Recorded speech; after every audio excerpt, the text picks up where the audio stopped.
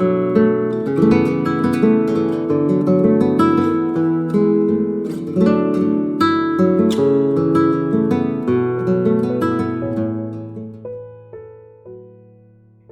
우리에게 주시는 하나님 말씀은 사도행전 12장 1절에서 12절 말씀입니다. 그때에 헤롯 왕이 손을 들어 교회 중에서 몇 사람을 해하려 하여 요한의 형제 야고보를 칼로 죽이니 유대인들이 이 일을 기뻐하는 것을 보고 베드로도 잡으려 할세. 때는 무교절 기간이라. 잡음에 옥에 가두어 군인 넷씩은 네페에게 맡겨 지키고 6월절 후에 백성 앞에 끌어내고자 하더라. 이에 베드로는 옥에 갇혔고 교회는 그를 위하여 간절히 하나님께 기도하더라. 헤롯이 잡아내려고 하는 그 전날 밤에 베드로가 두 군인 틈에서 두 쇠사슬에 매어 누워 자는데 파수꾼들이 문 밖에서 옥을 지키더니 호련히 주의 사자가 나타나매 옥중에 광채가 빛나며 또 베드로의 옆구리를 쳐 깨워 이르되 급히 일어나라 하니 쇠사슬이 그 손에서 벗어지더라. 천사가 이르되 띠를 띠고 신을 신으라 하거늘 베드로가 그대로 하니 천사가 또 이르되 겉옷을 입고 따라오라 한대 베드로가 나와서 따라갈새 천사가 하는 것이 생시인 줄 알지 못하고 환상을 보는가 아니라. 이에 첫째와 둘째 파수를 지나 시내로 통한 쇠문에 이르니 문이 저절로 열리는지라. 나와서 한 거리를 지나매 천사가 곧 떠나더라. 이에 베드로가 정신이 들어 이르되 내가 이제야 참으로 주께서 그의 천사를 보내어 나를 헤롯의 손과 유대 백성의 모든 기대에서 벗어나게 하신 줄 알겠노라 하여 깨닫고 마가라 하는 요한의 어머니 마리아의 집에 가니 여러 사람이 거기에 모여 기도하고 있더라.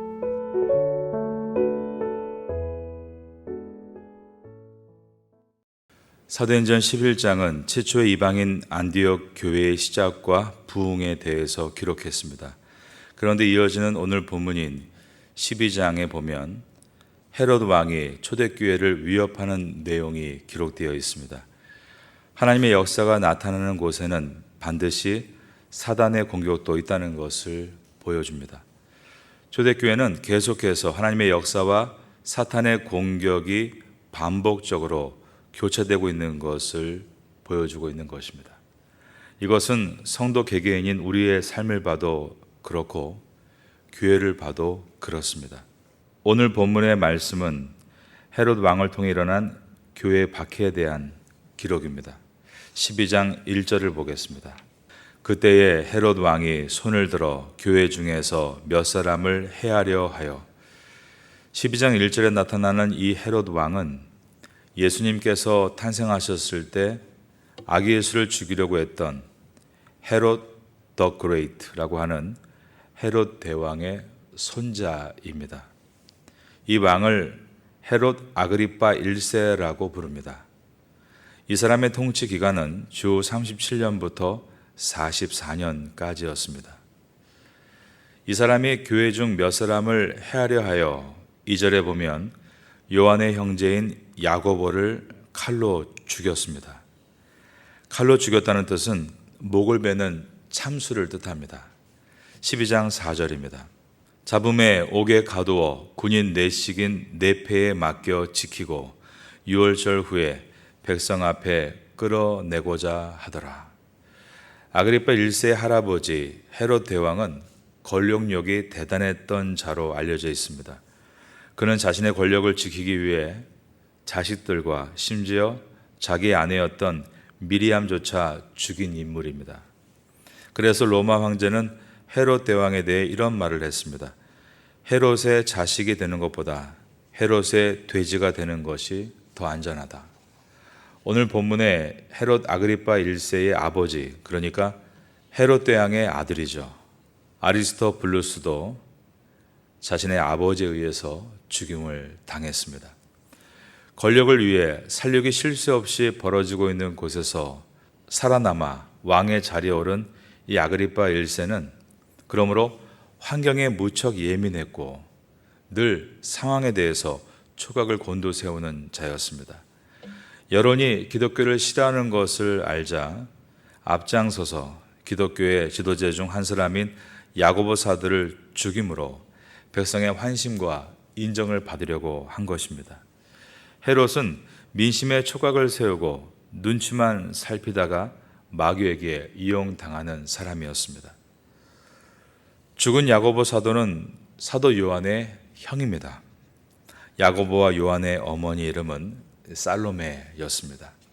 이 여인은 예수님께서 십자가에 달리시기 위해 예루살렘에 입성하기 직전에 예수님을 찾아와서 나의 두 아들들을 하나는 당신의 우편에 그리고 다른 하나는 당신의 좌편에 앉게 달라고 치맛바람을 날렸던 바로 그 여인입니다.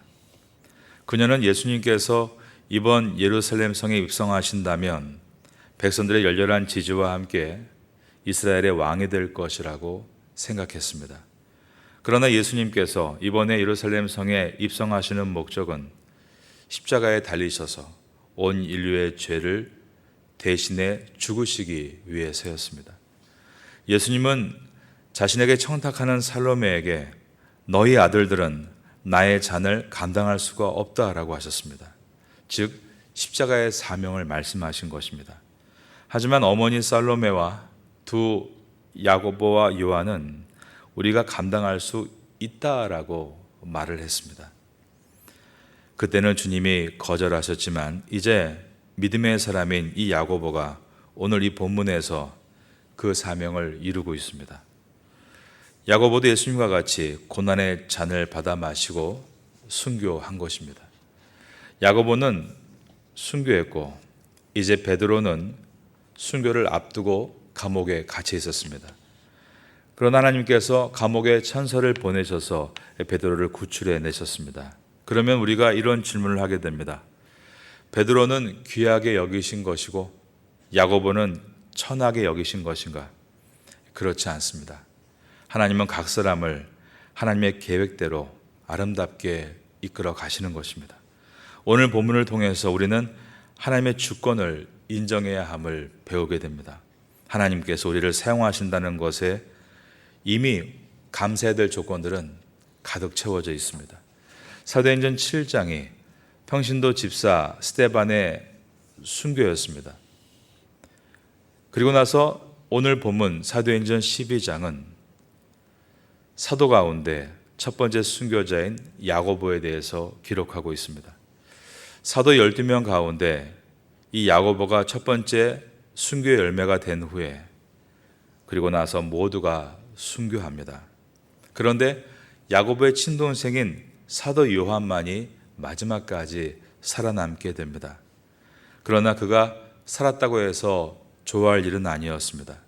요한도 사형 언도를 받고 끓는 가마에 던져졌지만 온몸에 화상을 입고 죽지 않았습니다.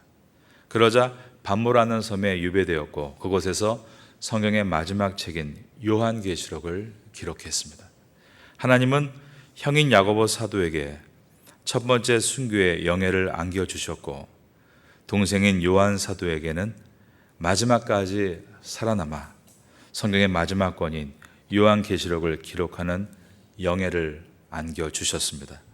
둘 다 힘든 인생을 살았지만 기독교에는 이처럼 하나님께 쓰임 받는 것을 가장 큰 영예로 생각하고 사는 사람임을 그들은 보여주었습니다. 1948년 여수 반란 사건이 있었을 때 그곳에 계신 손양원 목사님의 사랑하는 두 아들 손동인과 손동신이 목숨을 잃었습니다. 그때 손양원 목사님은 두 아들의 장례식에서 다음과 같은 9가지의 기도문을 하나님께 올려드렸습니다. 나 같은 죄인의 혈통에서 순교의 자식을 나오게 하셨으니 감사합니다. 허다한 많은 성도들 중에 이런 보배들을 주께서 하필 내게 맡겨 주셨으니 감사합니다. 삼남 삼녀 중에서도 가장 아름다운 두 아들 장자와 차자를 바치게 된 것을 감사합니다. 한 아들의 순교도 귀하다 하거늘 하물며 두 아들의 순교하게 됨을 하나님께 감사합니다. 예수 믿다가 누워 죽는 것도 큰 복이거늘 전도하다 총살 순교 당함에 감사합니다. 미국 유학 가려고 준비하던 내 아들, 미국보다 더 좋은 천국에 갔으니 안심되어 감사합니다. 나의 사랑하는 두 아들을 총살한 원수를 회개시켜 내 아들로 삼고자 하는 사랑의 마음을 주신 하나님께 감사합니다. 두 아들의 순교로 말미암아 무수한 천국의 아들들이 생길 것이 믿어지니 감사합니다. 이 같은 역경 중에서 이상 8가지 진리와 하나님의 사랑을 찾은 기쁜 마음과 여유 있는 믿음을 주신 우리 주님께 감사합니다. 손영원 목사님의 기도는 초대교회가 가지고 있었던 순전한 믿음을 그대로 보여줬다라고 말할 수 있습니다. 교회의 부흥은 순교의 피를 통하여서 이루어져 왔습니다. 기독교는 순교의 역사라고 말할 수 있는 것입니다. 이어서 12장 4절을 보겠습니다. 자범에 옥에 가두어 군인 넷씩인 네 패에게 맡겨 지키고 6월절 후에 백성 앞에 끌어내고자 하더라. 베드로를 옥에 가두었습니다. 베드로에게 이것이 몇 번째 옥살이였는가? 3번째 옥살이였습니다. 군사 4명이 4조가 되어 지켰습니다. 그리고 6월절 후에 백성 앞에 끌어낼 계획이었습니다. 그때 교회는 베드로를 위해서 간절히 기도했습니다. 5절입니다. 이에 베드로는 옥에 갇혔고 교회는 그를 위하여 간절히 하나님께 기도하더라. 헤롯은 무엇을 사용하는 사람입니까? 칼을 사용하는 사람입니다. 그런데 성도와 교회는 무엇을 사용하는 사람들입니까? 바로 기도를 사용하는 사람들입니다. 이 두 가지는 인간이 살아가고 있는 방식을 우리에게 보여줍니다. 나는 칼을 의지하고 살아가는 사람인가? 아니면 기도를 통해 하나님을 의지하고 살아가는 사람인가? 이 장면은 칼을 든 헤롯의 힘과 기도의 손을 모은 교회의 힘이 충돌하고 있는 모습입니다. 우리는 우리 자신에게 묻게 됩니다. 성도와 교회의 능력은 오직 기도에 있다는 것을 내가 믿고 있는가라는 질문입니다. 여기에 간절히 하나님께 기도하더라라고 했을 때 이 간절이라는 동사는 예수님께서 겟세마네 동산에서 기도하실 때 쓰셨던 성경 원어와 같은 단어입니다. 신앙은 무엇입니까? 종교, 이것을 우리가 릴리전이라고 합니다. 그런데 릴리전의 의미는 묵다라는 뜻입니다. 신앙은 하나님께 나를 묵는 행위입니다. 우리 한 사람 한 사람은 종이 한 장과 같은 연약한 존재이죠. 내가 하나님께 분리되어 있을 때는 쉽게 찢기고 뚫리는 것입니다.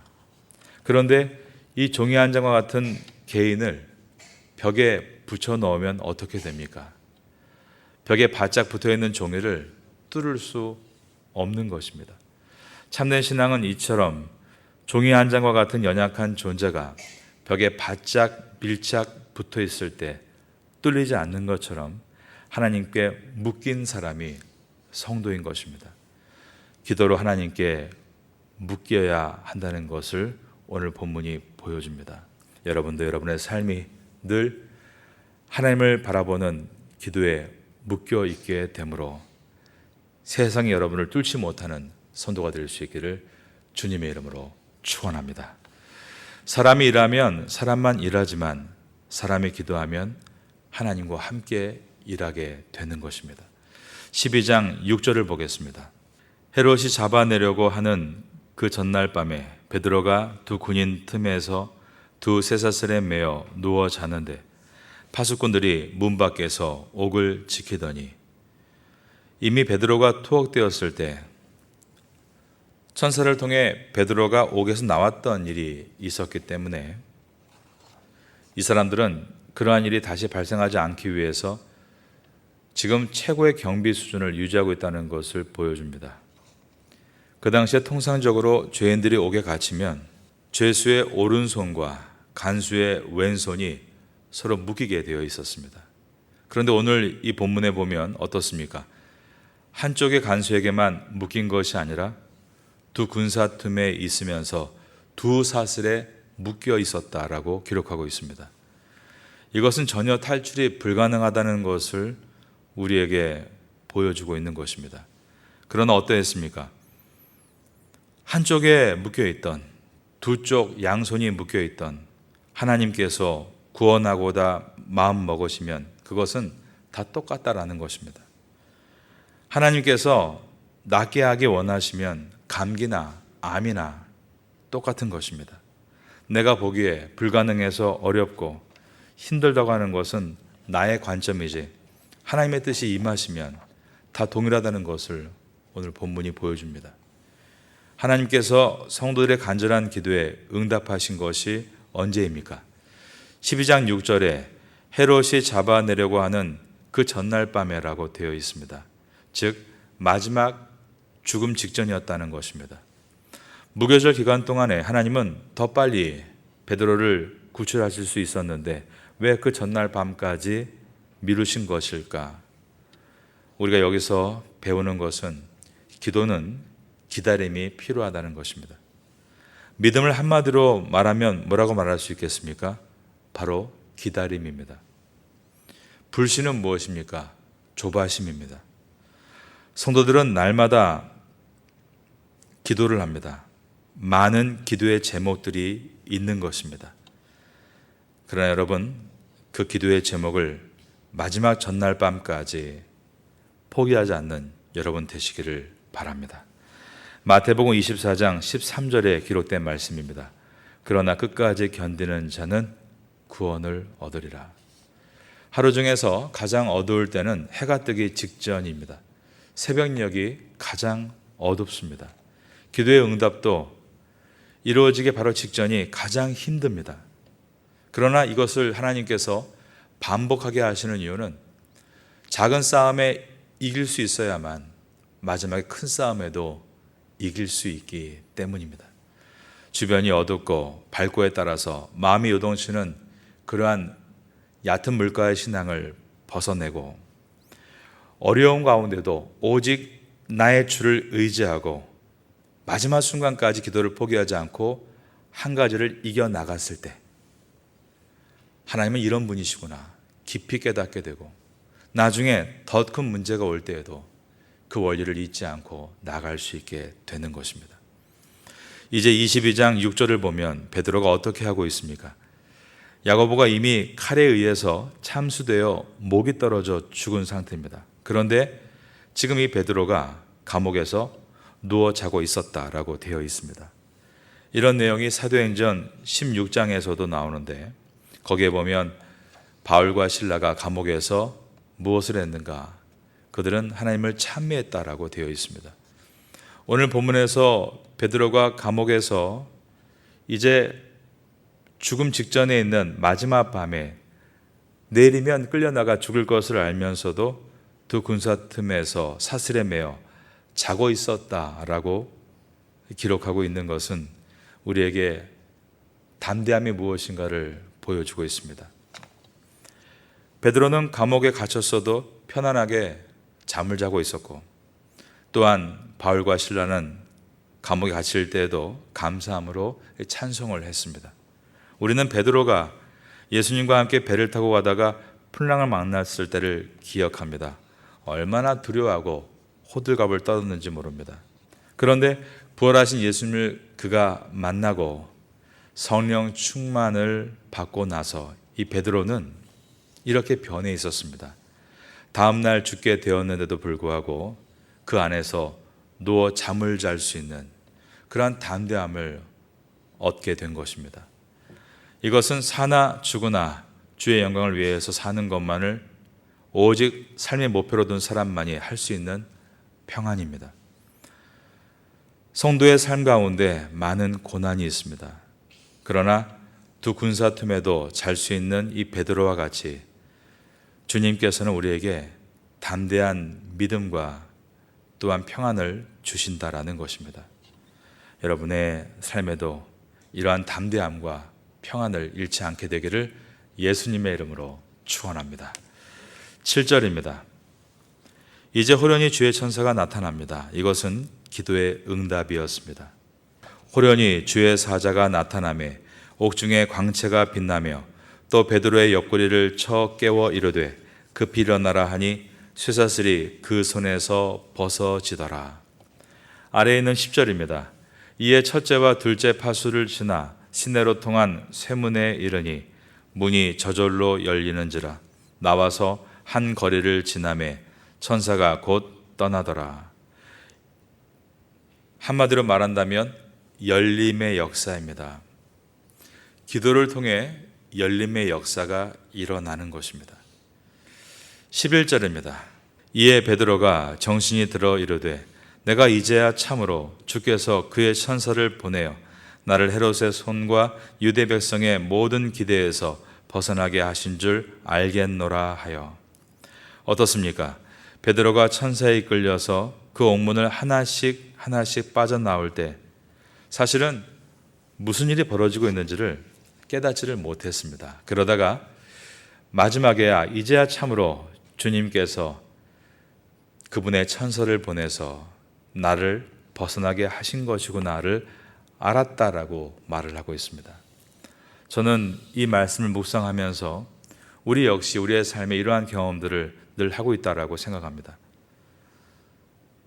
어쩌면 지금도 우리는 기적 한가운데 있지만 깨닫지 못하고 있는 것은 아닌가 생각을 하게 됩니다. 내가 어떻게 이렇게 태국에 와서 하나님을 예배하는 교회 성도가 되어 일하고 예배할 수 있는가? 우리의 삶을 돌아보면 지난 시간들이 참으로 주님의 놀라운 은혜였다는 것을 많이 깨닫게 되는 것입니다. 우리가 고난 가운데 있지만 주님께서 천사를 통해 베드로를 이끌어 주셨던 것처럼 지금도 우리를 이끌고 계시다는 것을 기억해야 합니다. 우리가 오늘 우리의 일을 먼 미래에 보게 될 때 참으로 주님께서 나를 이끌어 주셨구나를 기억하게 될 것입니다. 그래, 그랬지. 그때 하나님께서 나를 사도행전을 읽게 하시고 또 쓰게 하시고 강해 설교를 듣게 하신 이유가 바로 이것이었구나. 그런 깨닫는 은혜가 우리에게 있을 줄로 믿습니다. 주님은 항상 우리의 발걸음을 인도하시기 때문입니다.